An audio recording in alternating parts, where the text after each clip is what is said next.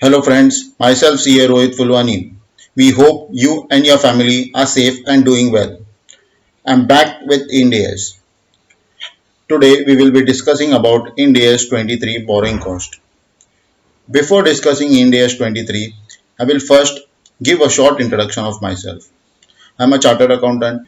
Me and my team have conducted various workshops on India's, and we have also provided training to corporates with respect to India's.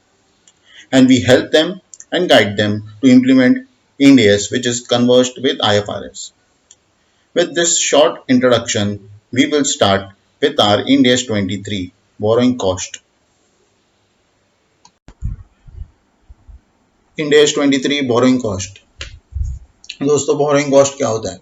पहले तो उसकी definition देखेंगे, फिर उसकी recognition देखेंगे, फिर देखेंगे कि बोरोइंग कॉस्ट एसेट में कब कैपिटलाइज करना है, फिर देखेंगे स्पेसिफिक बोरोइंग्स क्या होता है, फिर देखेंगे जनरल बोरोइंग्स क्या होता है, फिर देखेंगे कब कैपिटलाइजेशन चालू करना है, कब सस्पेंड करना है, कब खत्म करना है, और फिर उसका डिस्क्लोजर। ठीक है,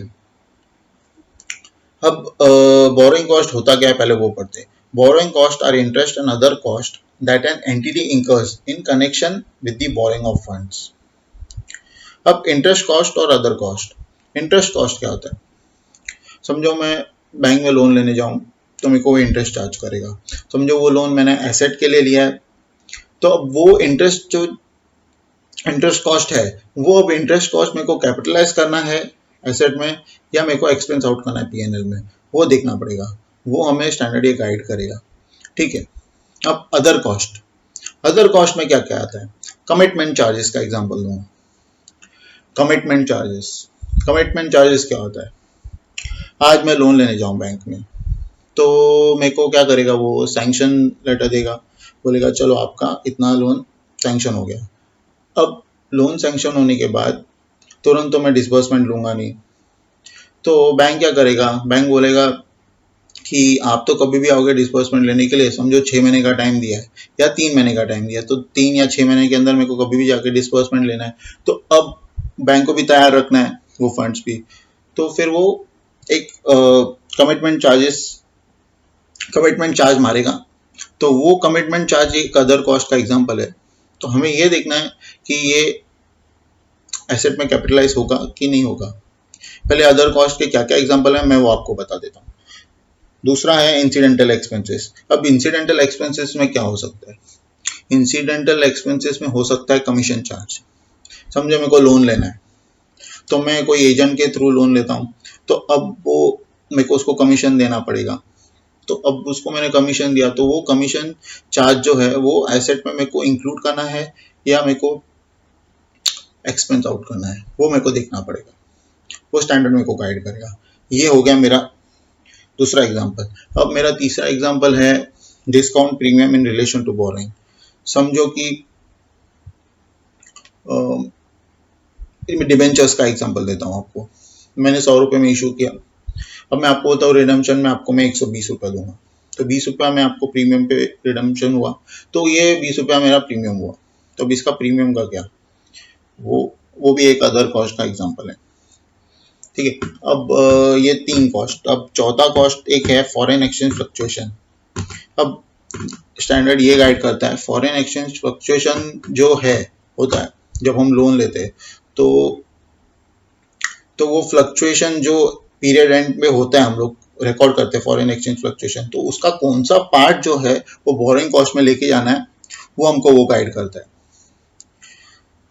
आपको इसके बारे में एक एग्जांपल के थ्रू समझाऊंगा फॉरेन एक्सचेंज फ्लक्चुएशन का। पहले हम आगे ये देख लेते हैं क्वालिफाइंग एसेट क्या होता है, फिर आपको मैं फॉरेन एक्सचेंज फ्लक्चुएशन का एंड में बताऊंगा। ठीक है,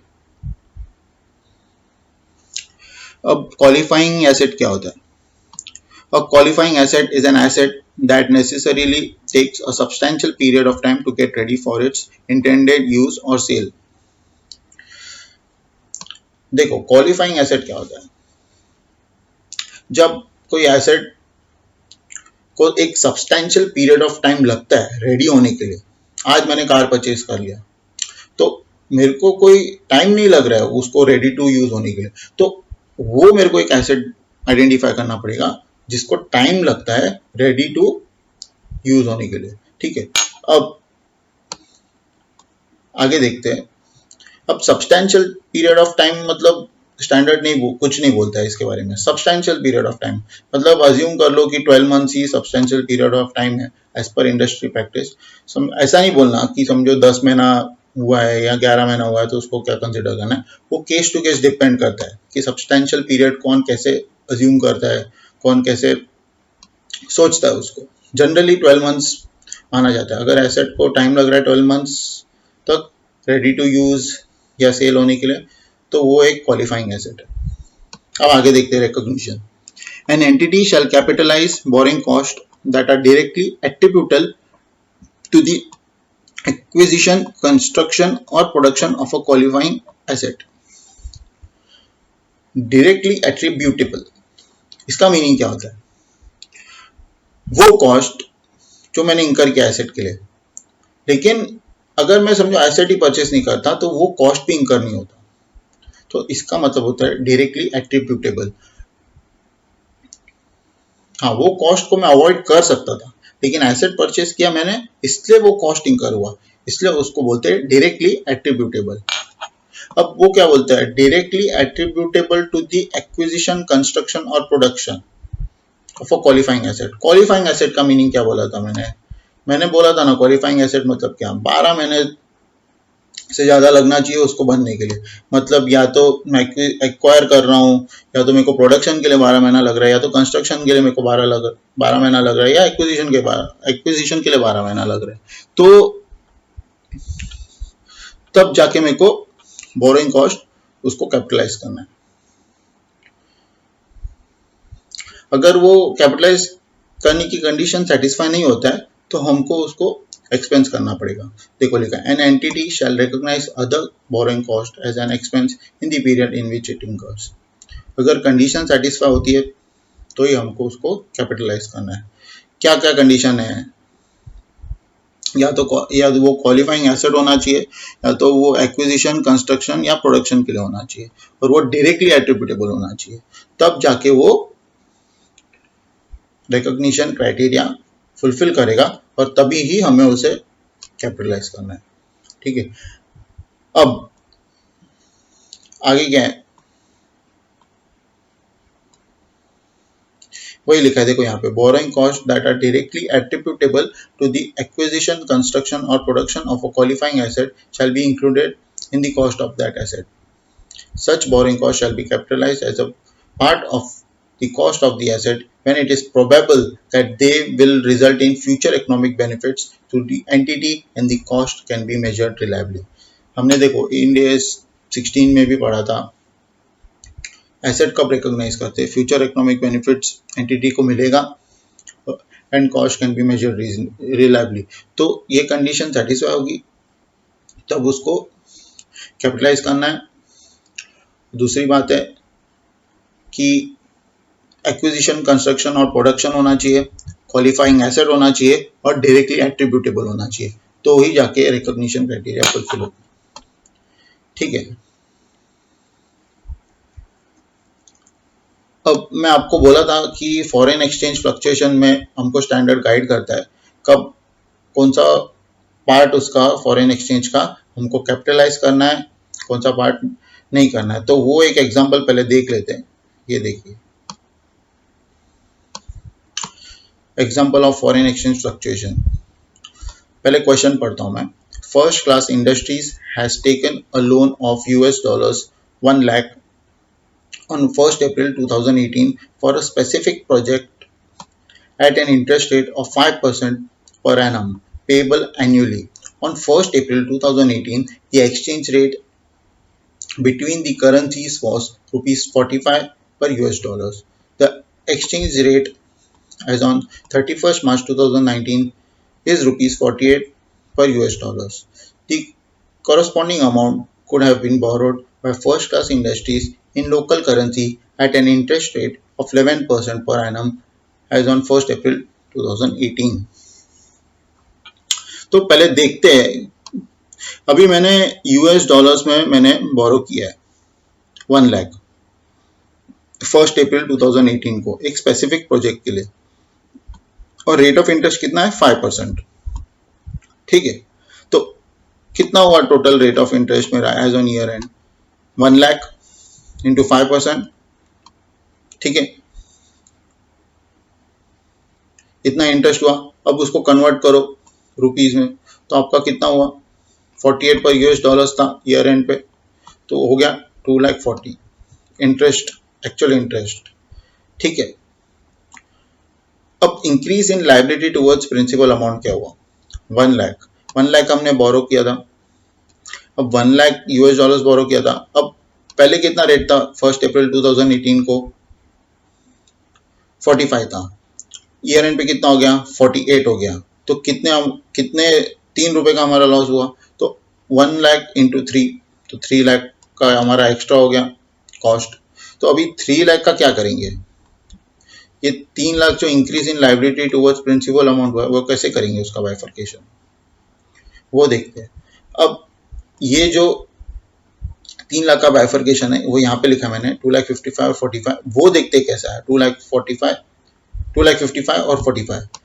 देखो, interest that would have been resulted if the loan was taken in Indian currency. अगर मैंने इंडियन करेंसी में लोन लिया होता तो मेरा क्या इंटरेस्ट कॉस्ट होता 1 लाख यूएस डॉलर्स इंटू 45। 1 अप्रैल 2018 को कितना था मेरा रेट 45 और 11% इंडियन इंटरेस्ट रेट 11%, तो 4,95,000 होता। अब एक्चुअल इंटरेस्ट रेट कितना है 240 एक्चुअल इंटरेस्ट। अब टोटल 495 होता है इंडियन में, लेकिन अब एक्चुअल हमारा 240 है, तो डिफरेंस कितना हुआ 255। अब स्टैंडर्ड ये बोलता है कि जो तुम्हारा एक्स्ट्रा इंटरेस्ट लगा ना, तो वो तुम्हारा बोरिंग कॉस्ट हो गया, और 3 लाख में से 2,50,000 बोरिंग कॉस्ट, तो बचा हुआ कितना 45 एक्सचेंज डिफरेंस। तो अब ये बोरिंग कॉस्ट जो है, अगर कंडीशन सेटिस्फाई हो जाती है सब, तो हमें उसको कैपिटलाइज करना है, नहीं होती है तो फिर हमको उसको एक्सपेंस आउट करना है। अब 45,000 जो बचा हुआ वो हमारा एक्सचेंज डिफरेंस है, वो तो जैसे नॉर्मली एक्सचेंज डिफरेंस जैसे पीएनएल में लेके जाते हैं वैसे ही उसको लेके जाना है। आपको चाहिए तो एक बार वापस बता देता हूँ आपको। देखो, टोटल डिफरेंस मेन अपने को यहाँ पे देखना है, difference between interest on local currency boring and foreign currency borrowing.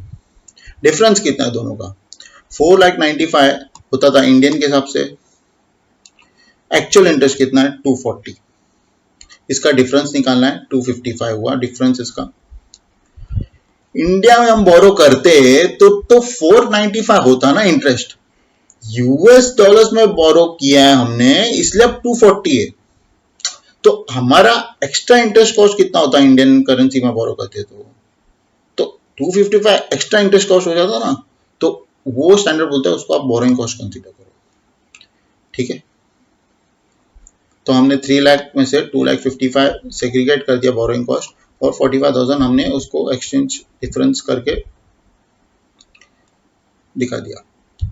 अब समझो कि ये डिफरेंस 255, समझो कि ये 3,50,000 होता था डिफरेंस यहाँ पे, तो कैसे करते हैं, अब डिफरेंस ही 3,50,000 है, लेकिन हमारी इंक्रीज इन लाइबिलिटी कितनी है 3 लाख, तो हमें 350 से कोई, तो फिर हमें 3 लाख ही पूरा बोरिंग कॉस्ट समझना होगा, 450,000 को फिर इग्नोर करना होगा।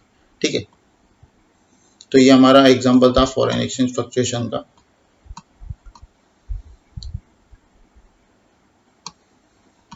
तो चलो अभी आ जाते हैं स्पेसिफिक बोरोइंग्स पे। स्पेसिफिक बोरोइंग्स क्या बोलता है, अब मैंने बोरो किया लोन और मैंने एसेट परचेज किया,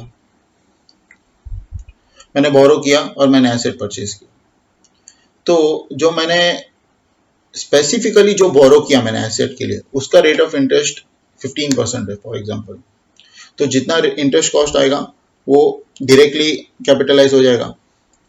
लेकिन समझो मेरा एसेट है 100 का, लेकिन अब मेरा उसमें से कैसा स्पेसिफिक बोरोइंग में से समझो मेरा 40 है, 40 मेरा स्पेसिफिक बोरोइंग है, वो मैं उसमें से मैंने एसेट परचेज किया। अब बाकी मैंने समझो थोड़ा ओडी है मेरे पास, या बाकी और 3-4 लोन पड़े मेरे पास, एक का 12% है, एक का 14% है, एक का 16% है, तो फिर कैसे कैपिटलाइज करेंगे। स्पेसिफिक तो कैपिटलाइज हो गया, समझो अभी 100 का एसेट है तो उसमें से 40 स्पेसिफिक बोरिंग है तो 40 निकाल दो, 40 का जो एग्जैक्ट रेट है समझो 15%, तो वो एग्जैक्ट कैपिटलाइजेशन होगा। लेकिन जो अब 100 में से 40 का तो कैपिटलाइजेशन रेट पता है हमको, अब जो बाकी 60 है उसका क्या कैसे करेंगे? तो बाकी 60 का क्या बोलता है, जनरल बोरिंग्स होता है उसका। तो वो जनरल बोरिंग्स का हमको पहले क्या करना पड़ेगा, एक कैपिटलाइजेशन रेट निकालना पड़ेगा। उसका कैसे करेंगे, टोटल बोरोइंग कॉस्ट निकालेंगे। समझो 4 जनरल बोरोइंग से, तो उसका पहले इंटरेस्ट कॉस्ट निकालेंगे, बोरोइंग कॉस्ट निकालेंगे, उसको डिवाइड करेंगे एवरेज लोन आउटस्टैंडिंग के साथ। अगर मेरा borrowing cost divide by average loan outstanding during the year जो रेट आता है वो मेरा कैपिटलाइजेशन रेट हो जाएगा। तो अब जो रेट आएगा मेरा, उसको जो 60 बचा हुआ है वो रेट से हमको उसको मल्टीप्लाई करना है। तो जो हमारा आ जाएगा अमाउंट वो होगा हमारा जनरल बोरोइंग्स के लिए कैपिटलाइजेशन अमाउंट। ठीक है, दो चीजें देखो, स्पेसिफिक बोरोइंग, जनरल बोरोइंग। एक और बार रिपीट करता हूँ, स्पेसिफिक बोरोइंग के लिए समझो जो हमने लोन किया है, आज हमारे पास एसेट है 100 की और मेरे पास स्पेसिफिक बोरोइंग है 40 की। तो 40 की जो रेट है 15%, तो वो 14 to 15% जो रेट आएगी उसमें वो कैपिटलाइज करना है। जो जनरल बोरोइंग से, जो 100 में से मैं 40 निकाल दिया, जो 60 है तो वो जनरल बोरिंग से कोई ओडी में से गई रहेगी या मेरी कोई और 3-4 लोन है उसमें से किया रहेगा। तो सबका मेरे को बोरिंग कॉस्ट निकालना है। समझो 3 और लोन है, एक का 12%, एक का 14%, एक का 16%। तो मेरे पास बोरिंग कॉस्ट है, तीनों का बोरिंग कॉस्ट निकालूंगा, डिवाइड करूंगा average loan outstanding during the year, तो मेरे को कैपिटलाइजेशन रेट मिलेगा और कैपिटलाइजेशन रेट को मैं मल्टीप्लाई करूंगा अपना 60 के साथ, तो मेरे को अमाउंट मिलेगा, वो मेरे को कैपिटलाइज करना है उसको। ठीक है, ये हो गया मेरा स्पेसिफिक और ये मेरा हो गया general borrowing. Commencement of capitalisation, हमको कब कमेंस करना है कैपिटलाइजेशन, पहले देखते हैं क्या लिखा हुआ है, स्टैंडर्ड क्या बोलता है पहले वो देखेंगे। An entity shall begin capitalising borrowing cost as part of the cost as a qualifying asset on the commencement date. The commencement date for capitalization is the date when the entity first meets all the following conditions. तीनों condition fulfil होनी चाहिए। It incurs expenditure for the asset, मतलब क्या, expenditure किया लेकिन वो expenditure asset के लिए होना चाहिए, मैंने एसेट के लिए एक्सपेंडिचर इंकर कर दिया है। सेकंड क्या है condition, it incurs borrowing cost, borrowing cost भी मेरा इंकर हो गया। अब उसने क्या बोला, इंकर हुआ है बोरिंग कॉस्ट, पेड नहीं बोला है उसने। अब तो फिर जीरो कूपन बॉन्ड का एग्जांपल लेंगे। जीरो कूपन बॉन्ड में तो क्या बोरिंग कॉस्ट इंकर होते जाता है, वो तो लास्ट में पे होता है। तो फिर it incurs borrowing cost incur हो गया है, एक्सपेंडिचर एसेट के लिए इंकर हो गया है। और जब मैंने क्या बोला था, एसेट क्वालिफाइंग एसेट होनी चाहिए, तो क्या बोलता है, it undertakes activities that are necessary to prepare the asset for its intended use or sale। तो वो जो एक्टिविटी जो चालू होनी चाहिए थी, देखो यहाँ पे लिखा है ना, एक्विजिशन, कंस्ट्रक्शन और production of a qualifying asset, तो इसकी एक्टिविटी चालू हो जानी चाहिए। ये तीनों कंडीशन जब फुलफिल होगा तभी उसको कैपिटलाइज करना है, स्टार्ट करना है कैपिटलाइजेशन। ठीक है, अब आगे क्या बोलता है, suspension of capitalisation. Suspension of capitalisation, an entity shall suspend capitalization of borrowing cost during extended periods in which it suspends active development of a qualifying asset। Suppose कि बिल एक सीलिंग का हो रहा है कंस्ट्रक्शन, लेकिन समझो कि वो समझो उसको लगता है 6-7 महीना, 6-7 नहीं बोलेंगे, समझो उसको 2 साल लगता है कंस्ट्रक्ट होने को। तो बीच में 3 महीना बारिश आ गई बहुत जोर से और वो कंस्ट्रक्शन रोकना पड़ा। तो अब ये नॉर्मल है या एबनॉर्मल है, अब तो बारिश आ गई, वो तो नॉर्मल है ना, तो उसको तो रोकना ही पड़ेगा। उसको तो बोल नहीं सकते ना कि एबनॉर्मल है, तभी भी बारिश आई है तो काम चालू रखो। तो ऐसे केस में सस्पेंड नहीं करने का, उसको कंटिन्यू रखने का कैपिटलाइजेशन। लेकिन अगर समझो कि एक लेबर मार गया, कंस्ट्रक्शन चालू है सीलिंग का, एक लेबर मर गया और 3 महीने तक काम बंद कर दिया। अब ये चीज को तो रोक सकते हैं ना, ये तो नॉर्मल नहीं है, इसको तो रोक सकते हैं। तो अब फिर भी रोक दिया कैपिटलाइजेशन, तो ये केस में सस्पेंड कर देने का कैपिटलाइजेशन, वो पीरियड में जितना भी कॉस्ट इंकर होगा वो टाइम पे उसको सस्पेंड कर देने का कैपिटलाइजेशन। ठीक है।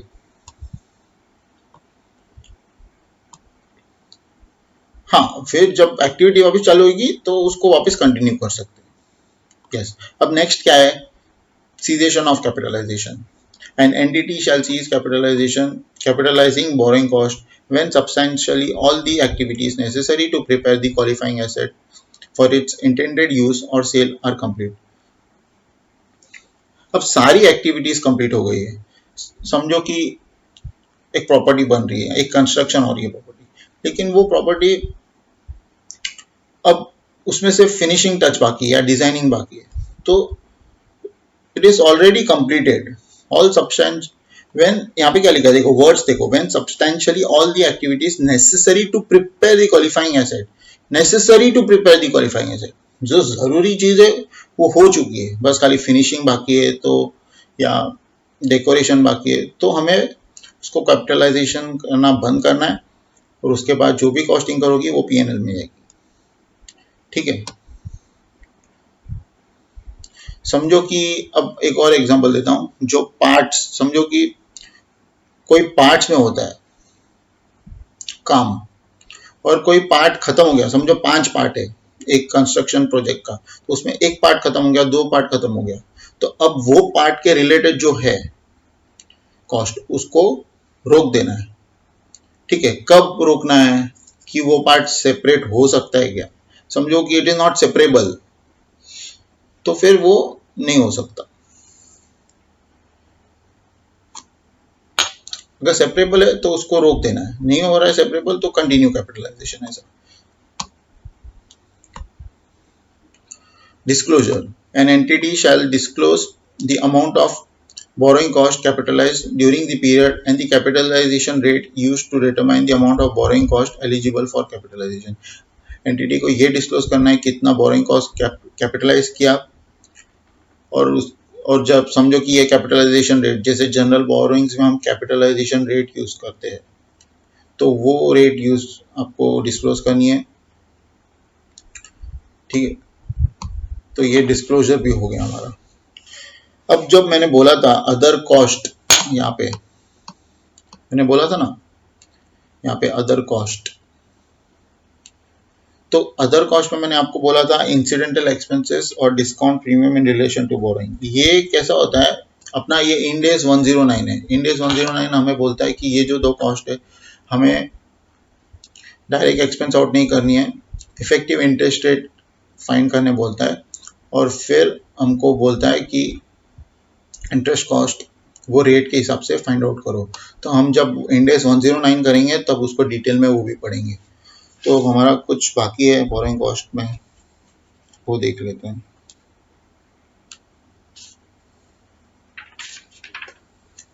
नहीं, बस इतना ही था।